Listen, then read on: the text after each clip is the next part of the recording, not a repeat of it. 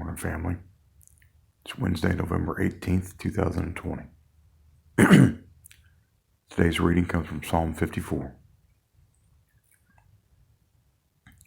For the choir director, on stringed instruments, a maskil of David, when the Ziphites came and said to Saul, "Is not David hiding himself among us? Save me, O God, by your name, and vindicate me by your power. Hear my prayer, O God. Give ear to the words of my mouth, for strangers have risen against me, and violent men have sought my life. They have not set God before them. Selah. Behold, God is my helper. The Lord is the sustainer of my soul. He will recompense the evil to my foes. Destroy them in your faithfulness. Willingly I will sacrifice to you. I will give thanks to your name, O Lord, for it is good. For he has delivered me from all trouble, and my eye has looked with satisfaction upon my enemies. This is the word of the Lord. Just want to point out a few things this morning for us to meditate on and consider. Number one, Matthew Henry said that these folks, the Ziphites, that ratted out David, that sold him out, were actually men from the tribe of Judah. And he pointed out that oftentimes those that are closest to us, whether it be family or countrymen, those that are closest to us are oftentimes the most treacherous towards us. And he made mention of Judas having betrayed Jesus. And so let's be aware that even Jesus himself, betrayed by Judas, among his own family, they did not believe in him. Afterwards we know that some of his family converted. I think of James, his brother. But while he was in the midst of his earthly ministry, he received no honor and no favor in his own hometown. And that's what we see here with David. He's been betrayed by people of the tribe of Judah to Saul. And so he's under duress here. He's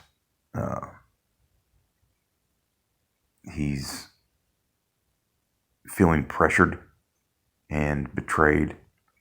And so he's calling upon the name of the Lord.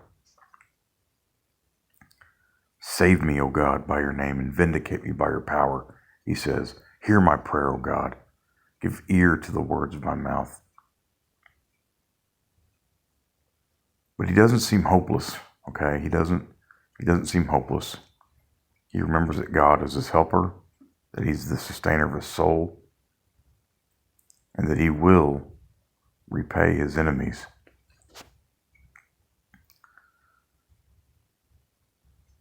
And so there is much for us to meditate on and glean from this morning. We live in a land in which our own countrymen are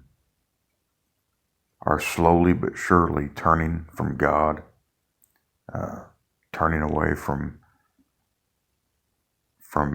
him as a refuge and him as a foundation. And we are seeing the fruits of that in our land right now. Those that would speak any kind of truth, whether it be something as simple as God made humans either male or female,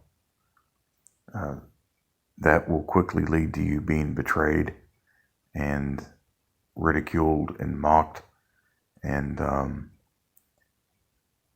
So that's where we're at right now in this country. The truth is under attack, and those of our own nation are the enemy. Now, we don't want to look at folks necessarily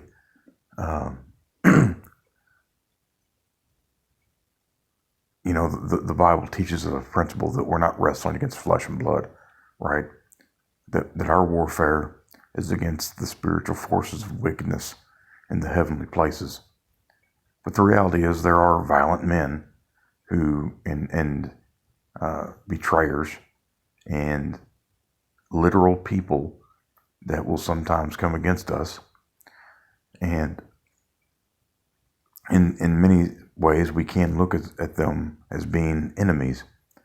But what does Jesus say? He says we're to love our enemies, okay? And so this morning, this is not I'm not advocating for, by any means, for us to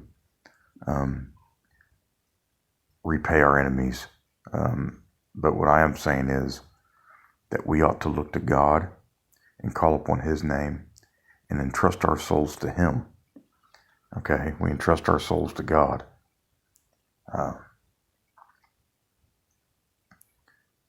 The persecution of God's people is nothing new. There's nothing new under the sun. David was persecuted, it seems, most of his life, by Saul, by his own son. He had many spiritual battles that he fought against sin, temptation, laziness, idleness, staying back when it was time for the kings to go out to battle. And so, in a like way, in a like manner, as a Christian in general, we're going to have many of those same battles. And so we can follow the template here in a sense that when he was confronted with enemies, when he was confronted with danger and pitfalls and snares, he called out to the Lord. So the question for you this morning is, what snares are before you today? What pitfalls do you face? What temptations are seeking to derail your walk with Christ? What things are going on in the world around you, starting with in your own mind, in your own heart, then in the house and in the world around us, outside the home? What things are going on that are seeking to entrap you in sin, to enslave you to it, to burden you with it, to tempt you to take your eyes off of Christ and look instead at the problems rather than at Jesus? Whatever it is, just know that you can call upon the name of the Lord and be saved. Jesus says, "Come to me, all you who are weary and heavy laden, and I will give you rest for your souls." So whether you've got some physical problem, a spiritual battle, maybe there's a person on this earth that is, in a sense, acting treacherously and violently against you. Maybe something's going on in there, and it seems that they're plotting against you and scheming and behaving in a way that's just, it's not loving. There are those people in this world. I talk about the workplace sometimes and how the workplace is full of folks that are just,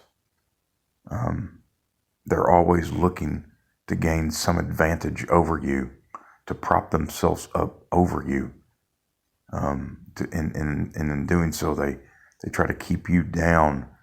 And I think a lot of times maybe people don't do this knowingly. They're trapped in their sins, and this is just what they're doing in their human nature, their sin nature. And they probably wouldn't even look at it as they're your enemy. And but the reality is, there is oppression in the world. There is sin in the world. Everyone's trying to compete for resources and position in this world. That's what this world is. It's like competition. So the question is, how do you respond to it when people are seeking to be over you and to rule over you and to hold you down? And do you respond in like manner, even in the home? When it comes to chores or duties in the home, how do you respond when you're being treated unfairly or unjustly? Do you repay evil for evil? Do you just pretend like nothing's happening? Do you run away?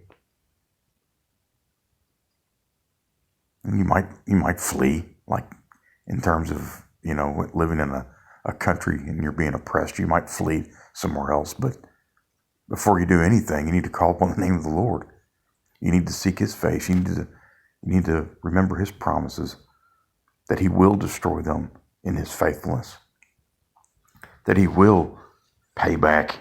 He will recompense the evil to our foes, that he will sustain our soul, that he's our helper. These are promises. We need to trust him, no matter what our circumstances might be.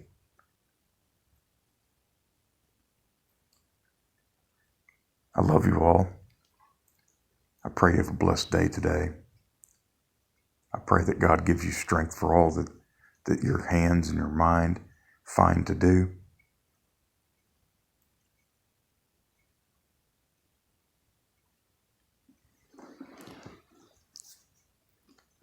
It says over here on the next page that willingly he sacrifices to God, and he gives thanks to his name, for it is good. I pray today that all that you do in word or deed or thought, that it will be pleasing to the Lord, and it will be something where you are worshiping him in spirit and truth, and that you're not only doing good things, right? That you're not only outwardly conforming to God's law, but that you'll be worshiping him with your heart. Jesus talks about how we worship him with our lips, but our hearts are far from him. I pray that today that you won't just be worshiping with your lips, that you will be thankful to God, that you will remember that he has blessed you, and that he has provided a sacrifice for you. And that so you will in turn be a cheerful giver and make all that you do today a spiritual sacrifice, a living sacrifice unto him. God bless you all. Bye-bye.